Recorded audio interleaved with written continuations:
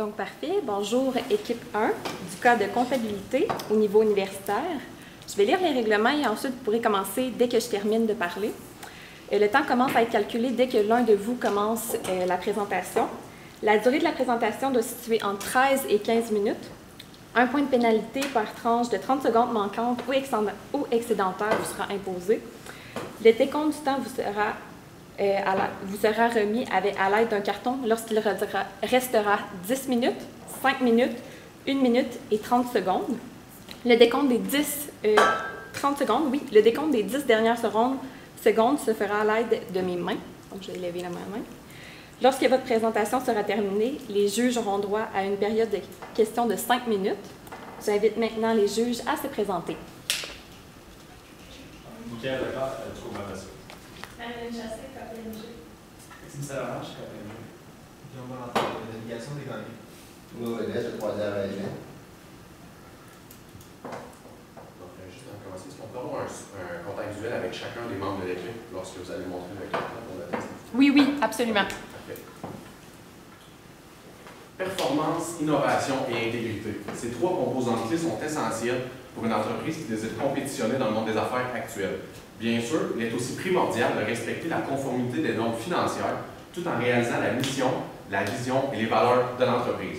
Nous sommes aujourd'hui devant vous, François, ainsi que votre mentor, dans le but de répondre aux différentes questions que vous nous avez adressées. Ce travail sera accompli par mon équipe composée de Camille Pelchat, Adèle Thibodeau, ainsi que moi, Jason Bailey. Alors, tout d'abord, nous allons faire une légère mise en contexte de votre entreprise. Par la suite, nous allons enchaîner avec les problèmes comptables et nous allons ensuite aborder les différentes sources de financement qui sont possibles pour votre entreprise. Finalement, nous allons aborder les soumissions pour la ligne d'assemblage et nous allons faire nos recommandations. Tout d'abord, pour mettre un petit peu en contexte, votre entreprise est en grande expansion. Donc, vous fabriquez des vélos, vous commencez de plus en plus à avoir des idées de grandeur. Donc, vous êtes installé finalement à Saint-Raymond-de-Portneuf et votre objectif, c'est vraiment de construire une usine avec des lignes de fabrication. Et de plus en plus que les années avancent, vous avez des besoins que vos lignes augmentent pour vraiment avoir une plus grande capacité pour vous assurer vraiment de réaliser un plus grand nombre de vélos. Donc, ce qu'on constate aussi, c'est que vous avez des délais stricts de livraison. Donc, vous voulez absolument que vos vélos soient prêts pour que le commencement des vélos plutôt commence dès mars 2018 et vous avez besoin d'un financement pour réaliser ces lignes de montage. Donc, ici, on a constaté que vous aviez quelques questions au sujet de principes comptables. Donc, tout d'abord, votre premier questionnement était surtout au sujet de la facture que vous avez reçue par Hydro-Québec. Donc, à la fin de l'année financière, vous avez reçu une facture de 82 500 et vous aviez des questionnements au sujet de comment la comptabiliser.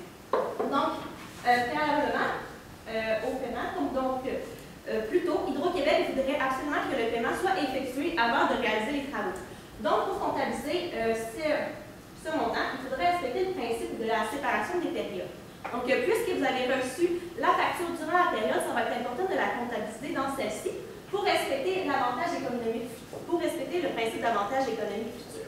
Donc, l'impact, ça va être vraiment de réaliser l'écriture de travaux payés d'avance d'un montant de 82 500 à encaisse. Et par la suite, quand les travaux vont être réalisés, ça va vraiment de venir renverser l'écriture pour vraiment s'assurer de respecter les avantages économiques futurs.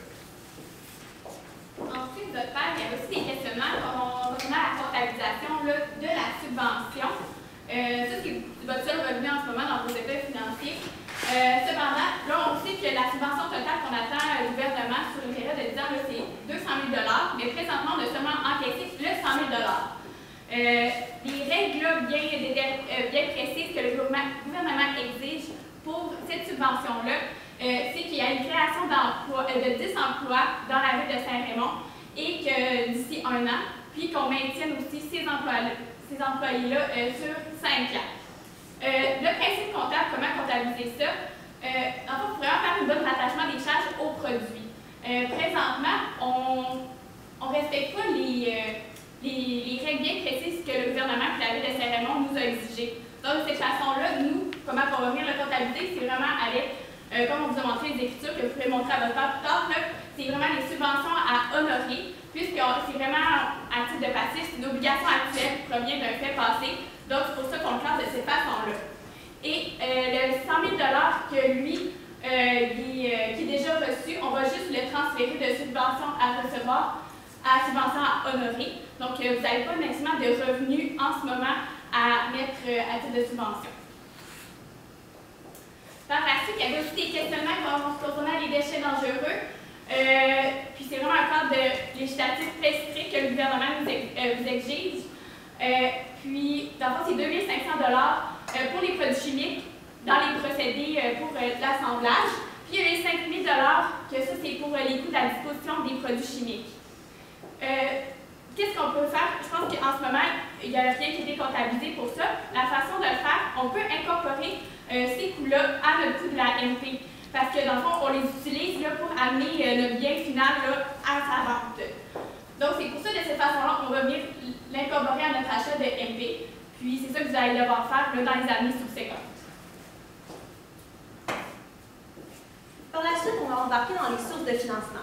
Donc, présentement, vous avez 3 possibilités. Donc, un financement avec Alexandra White, qui est une connaissance, une amie à vous. Ensuite, un financement avec la Banque Royale et un financement avec Desjardins. Donc, le premier financement, c'est avec Alexandra White. Donc, elle a un investissement de 800 000 $ par des fonds propres qu'elle possède, soit des fonds ou sinon des terrains. Et elle exige un rendement de 10 %. Les avantages, puisqu'elle est dans la compétition sportive, il y aurait vraiment, ce serait une ambassadrice de marque pour les vélos. Ça pourrait apporter une bonne publicité. Et de plus, elle a des connaissances en marketing. C'est vraiment un avantage pour votre organisation qui débute et qui est en croissance. Et surtout, elle a un intérêt vraiment marqué pour tout ce qui est les vélos et le monde vraiment sportif. L'inconvénient, par contre, c'est le rendement souhaité le plus élevé dans vos 3 options. Aussi, il pourrait y avoir des petits conflits personnels au sujet de comment gérer ou comment les liquidités futures, si elle souhaite vraiment augmenter son taux de rendement, aussi les bénéfices ne sont pas à la hauteur de ce qu'elle désire. Par la suite, on a le choix entre 2 banques, la Banque Royale et la Caisse populaire Desjardins. Ensuite, la Banque Royale, on a une marge de crédit, c'est pas mal semblable à la facilité de crédit, mais elle, c'est qu'est-ce qui est plus important, c'est les intérêts de 8 %. Ça, c'est des versements mensuels égaux sur 5 ans. Aussi, qu'est-ce que ça nous exige, c'est d'avoir des clauses restrictives du respect de 2 ratios bien précis. On les a calculés pour vous avec les états financiers que vous avez présentement. Donc, à cause que vous n'avez aucune dette présentement, donc le ratio dette-équité est à 0, mais tout dépendamment de ce qu'on va choisir par la suite, là, il va être à changer. Puis le fonds de roulement minimum est à 4,82 présentement. Une autre exigence bien importante qu'il va falloir considérer, c'est que la Banque Royale nous exige un audit des états financiers. Donc, c'est peut-être des coûts qu'il va falloir considérer au bout de la ligne. Alors, les avantages que nous, on trouve de la Banque Royale, c'est que son taux d'intérêt, c'est le plus faible des 3. Aussi, c'est que pour un peu prévoir nos liquidités, on a seulement à rembourser le prêt dans 5 ans, que c'est quand même notable comparativement aux 2 autres choix qu'on a. Aussi, c'est qu'on va avoir un niveau de liquidité supérieur avec la possibilité de crédit qui nous offre. Et les inconvénients, comme je vous ai mentionné tantôt, c'est les versements mensuels égaux. Il va falloir vraiment prévoir nos cash flows là, au courant des années. Puis les ratios à respecter, tout dépendamment des opérations qu'on fait avec les subventions, ça peut être quand même difficile là, à respecter aussi. Et il y a aussi le cautionnement et la garantie. Sûrement, peut-être qu'ils vont vous demander comme garantie votre maison, tout ça. Donc, tout à considérer, même si vous pensez que votre entreprise là, elle va croître au fil des années. En ce qui concerne la Banque Desjardins, pas mal les mêmes offres, mais la facilité de crédit est à 2,5 millions. Les intérêts sont supérieurs, sont à 9 %, mais les intérêts sont exigibles annuellement. Donc, on paye seulement les intérêts de façon annuelle, mais le capital versé, lui, excusez-moi, il est payable d'ici la 3e année. Donc, ça va être à considérer aussi, puis c'est un beau montant d'argent, le rembourser. Et les exigences, eux, la même chose, les états financiers audités, mais aussi un audit des projections financières là, sur un horizon de 3 ans. Donc, ça, c'est un rapport spécial qui nous exige aussi d'autres frais engagés. C'est pas notable non plus. Les avantages, comme je vous l'ai mentionné brièvement, c'est qu'on a un congé de capital pour 3 ans. Donc, déjà là, ça peut alléger un peu nos cash flows pour ces 3 années-là. Puis aussi, on a une plus grande source de liquidité là, pour ces 3 années-là, puis on a plusieurs projets avec nos lignes d'assemblage. Et pour les inconvénients, c'est ça, c'est 3 ans, on a besoin de rembourser le capital. Donc, tout dépendamment de ce qu'on va choisir pour nos projets, ça va être très important de voir si on a vraiment les liquidités pour le rembourser. Et il y a les coûts supplémentaires, là, comme j'ai dit, pour l'audit des aides financiers et le rapport spécial là, pour la projection à horizon de 3 ans. Donc, qu'est-ce qu'on vous conseille si ça vient à choisir seulement un des 3? On y va avec la Banque Royale, avec les avantages que je vous ai dit tantôt. Mais dans la présentation, on va dire une recommandation là, optimale pour avoir notre financement parce qu'on sait qu'il y a des paiements, des versements qu'on va faire de façon mensuelle. Donc, pour contrer ça, il va falloir avoir plus de liquidité à prévoir. Donc maintenant, passons aux choses sérieuses, les lignes d'assemblage. Donc, dans le but d'évaluer les 2 projets, qu'est-ce qu'on a fait? Tout d'abord, on sait qu'avec le premier projet, soit Roy et Tremblay, la durée de vie utile des équipements était de 8 ans. Et si on compare avec la soumission de R100, la durée de vie utile était de 10 ans. Pour qu'on puisse comparer ces 2 entreprises-là, on a décidé d'évaluer notre valeur actualisée nette sur 10 ans. Donc, ici, qu'est-ce qu'on a fait? C'est qu'on va considérer tous nos coûts en immobilisation. Donc, on avait en mars 2018 un 300 000 à payer. Par la suite, on avait aussi en septembre 2018 un autre montant de 300 000 ainsi qu'en 2020 et en 2022, les montants qui sont présentés ici. Dans le but d'évaluer notre valeur actualisée nette, nous avons pris en considération toutes ces sorties de fonds ainsi que les revenus engendrés par la création des vélos. Donc, éventuellement, ces revenus-là n'étaient pas stables d'une année à l'autre, étant donné qu'à certains points dans notre évolution, on avait plus de lignes de production, ce qui nous permettait d'engendrer des revenus supplémentaires. On a tout considéré ça dans notre valeur actualisée. Et, je le répète encore, étant donné que la durée de vie utile était de 8 ans, on a décidé de considérer 2 années supplémentaires, donc l'année 9 et 10. Étant donné que les 2 premières machines ont été instaurées en 2018 et qu'elles vont terminer leur vie utile après 8 ans, on a décidé de faire 2 années supplémentaires, mais à seulement 8 machines. De cette façon-là, on est capable de venir comparer nos 2 valeurs actualisées nettes dans une horizon temporel qui est égale. Donc, les résultats qu'on a ici, on a comparé avec les différents taux d'actualisation. On croyait que ça pouvait être intéressant pour vous, tout dépendamment quelle solution de financement que vous utilisez. Et on sait que c'est toujours en fonction là, du coût du capital. Donc, vous aurez ces informations-là pour plus tard si éventuellement vous en avez besoin. Donc, les avantages ici, qu'est-ce qu'on a? C'est que c'est une entreprise de la région. On sait que c'est toujours intéressant d'encourager les gens de la région. Parfois, ça peut être des amis ou des gens qu'on croise là, à l'épicerie. Aussi, ce qui est intéressant, c'est qu'il n'y a aucun frais d'entretien. L'entreprise nous a dit qu'elle allait assurer les frais d'entretien sur les 8 prochaines années. Donc ça peut être intéressant pour nous. Par contre, les inconvénients, c'est qu'ils nous ont dit qu'il y avait un retard possible d'une ligne de production. Donc nous, étant donné qu'on veut faire des projections financières, si l'entreprise nous dit que ce n'est pas certain que la ligne de production va entrer en ligne de compte et que nous, on a du financement et des paiements à faire, ce n'est pas une solution qui est optimale. Et ensuite, la durée de vie est de 8 ans. On sait qu'avec l'autre option, c'était 10, donc ça nous donne un 2 ans de moins de durée de vie utile. Maintenant, du côté de R100. Ici, les sorties de fonds étaient similaires. Donc, en mars 2018, on a l'installation de 2 machines. Et en mars 2020, 2 machines aussi. Et finalement, on a l'installation de 4 machines en mars 2022. Dans le cas échéant, on avait un salaire d'opérateur à 50 000 par année dans le but d'opérer ces machines-là. Donc, on a dû prendre ça en considération aussi là, dans nos sorties de flux de trésorerie. Et on a aussi pris en considération nos revenus. Et tout comme le projet d'avant, nous avons aussi pris en considération les revenus pour l'année 9 et 10 dans le but d'avoir une base équitable. Maintenant, ici, encore avec les 3 taux d'actualisation, soit 8, 9 et 10 nous arrivons avec des valeurs actualisées de 4 241 896, 3 912 242, ainsi que 3 616 869. Dans le cas échéant, ici, qu'est-ce qu'on a? C'est des ventes qui sont similaires. En plus, l'entreprise est reconnue à l'international et elle a déjà implanté de la machinerie dans d'autres usines qui, eux aussi, construisent des vélos. Ce qui veut dire qu'on a ici affaire avec l'entreprise qui a déjà de l'expérience et qui peut voir un petit peu plus loin. Aussi, elle nous a dit qu'il n'y aurait aucun retard concernant l'installation de ces machines-là. Donc, nous, c'est quelque chose qui est intéressant pour nous pour faire nos projections financières.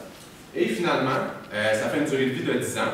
Donc, pour 10 ans, on pourrait se fier à nos machines et savoir qu'il n'y a pas de modifications importantes à faire.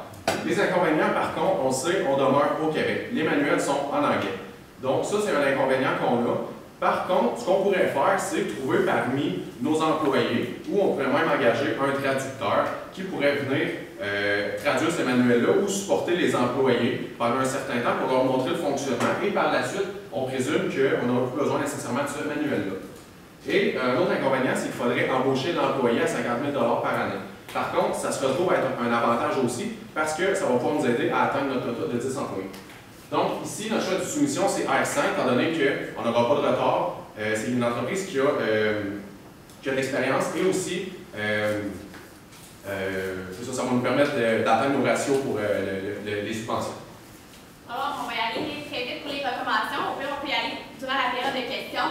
Donc, tantôt, quand je vous parlais de financement, on pourrait inclure là, Alexandra White comme actionnaire. Donc, en plus, elle a un grand intérêt pour participer au sein de l'entreprise. Ça pourrait faire une bonne synergie d'équipe avec vous qui avez des connaissances en génie mécanique et elle en administration marketing. Donc, c'est à vous de voir où s'en va l'avenir de votre entreprise et on est maintenant prêt pour une période de questions. On dit tantôt que vous choisissez Banque Royale. On parle de versement mensuel à tous les mois. Vous parlez de peut-être manque de liquidité. Qu'est-ce que vous avez à proposer un peu des fois? Mais c'est un peu dans le même ordre d'idée que je vous présentais à Alexandra. Elle, on sait qu'elle est capable d'avoir des liquidités de 800 000 $ présentement. Et elle serait intéressée à devenir actionnaire d'entreprise. Donc, de cette façon-là, on pourrait apporter là, un petit coussin financier pour les liquidités pour les premières années avant que notre ligne d'affaires puisse générer des profits. Donc, de cette façon-là, on peut s'assurer qu'on est capable de respecter les versements mensuels là, exigés par la banque. Moi, j'aurais une question. Je me mets dans la peau du comptable qui va avoir à passer les écritures que vous m'avez recommandées. Et puis, j'ai peur que la première écriture par rapport à la subvention du Québec, ils sont en débalancer mon encaisse. Parce que si je mets des travaux payés d'avance, puis de l'autre côté, je mets mon encaisse, au 31 octobre, quand il va y avoir la fin de l'année financière. Je pense qu'il y a une coquille, je pense que c'est rendu. On fait une écriture en caisse, hein, on vide l'encaisse. Vider l'encaisse. C'est ça, dans le fond, vous voulez vider les produits. Donc, on ne vient pas toucher l'encaisse. Ok, c'est bon. Les produits. Dans le fond, c'est pas des produits qu'on pouvait constater. Non, on parlait de la subvention. La subvention, initialement, elle avait été comptabilisée comme produit. Par contre, on venait de la remplacer. C'est la subvention de Québec. non, on parlait de Hydro-Québec. Hydro-Québec, oui. Fait que les choses que vous avez faites, c'est des travaux payés d'avance pour Hydro-Québec. Et puis, de l'autre côté, vous avez mis, vous avez crédité l'encaisse. Mais nous, on paye la facture dans Fait qu'au 31 octobre, quelle écriture qui va avoir à être faite? Avant le 31 octobre, juste avant le 31 octobre. En fait, en ce moment, qu'est-ce qu'ils ont fait, c'est qu'ils ont vidé leur encaisse. Dans le fond, ils ont fait frais Hydro-Québec à encaisse. Mais nous, ce qu'il faudrait faire, c'est frais payés d'avance puis qu'on vienne créditer la charge qu'eux ont mis dans leur état financier. Comme ça, on vient mettre cette charge-là en frais payés d'avance. Puis on respecte la séparation des périodes. Moi, j'aimerais savoir, ici, vous avez dit que le ratio d'équité, présentement, il n'y en avait pas. Maintenant, j'aimerais savoir, vous vous attendez à quoi dans les prochaines années à ce niveau-là? C'est certain que nous, étant donné que les options de financement qu'on a, puis au niveau de nos flux de trésorerie, c'est un petit peu plus complexe. Ce qui serait l'idéal, c'est d'opter un petit peu plus pour avoir de l'équité avec nos actionnaires, mais idéalement, il faudrait essayer de conclure que leur rendement exigé ne soit pas si haut que ça. Ou sinon, on pourrait même essayer d'avoir des dividendes cumulatifs. Comme ça, ce qu'on pourrait faire, c'est que si on n'est pas capable de payer nos actionnaires pendant les 3, 4, 5, 6 premières années, puis qu'après on est capable de dégager les plus gros profits, qu'on puisse leur dire, écoutez, dans 7 ans, on va vous verser un gros dividende quand notre entreprise va être mieux établie et qu'on aura plus de liquidités à redistribuer là à tout le monde.